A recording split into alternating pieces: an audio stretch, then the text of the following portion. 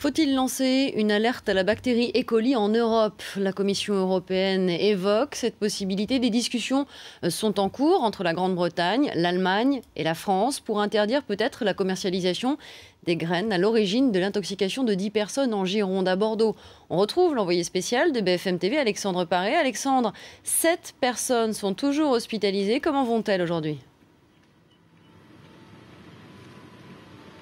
Mais écoutez, pour la plupart, leur état est jugé stationnaire ou en amélioration. 5 d'entre elles sont traitées pour des complications rénales dans des services de soins intensifs ou de néphrologie. En revanche, 2 patientes sont toujours en réanimation et pour l'une d'entre elles, son état s'est aggravé ces dernières heures. Information importante, cette personne dont l'état s'est aggravé ne fait pas partie des patients qui sont soupçonnés d'avoir été contaminés lors de la kermesse à Bègles le 8 juin dernier.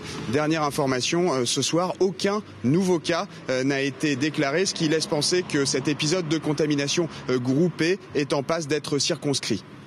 Alexandre, ces malades ont mangé des graines germées. Vous avez rencontré le directeur du magasin d'où proviennent ces graines. Que vous a-t-il dit ?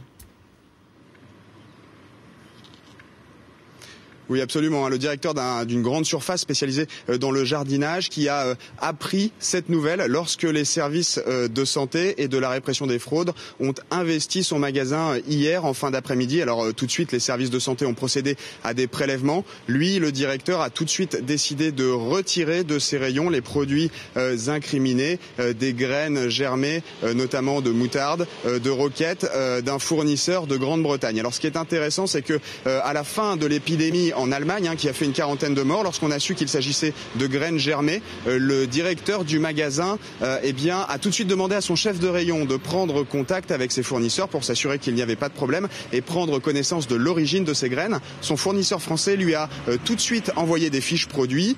Le fournisseur anglais, lui, a juste passé un coup de téléphone lui promettant des informations et à ce jour, ces informations ne sont toujours pas arrivées ici à Bordeaux. Alexandre Paré, envoyé spécial de BFM TV à Bordeaux avec Julien Jacquet. Merci Alexandre.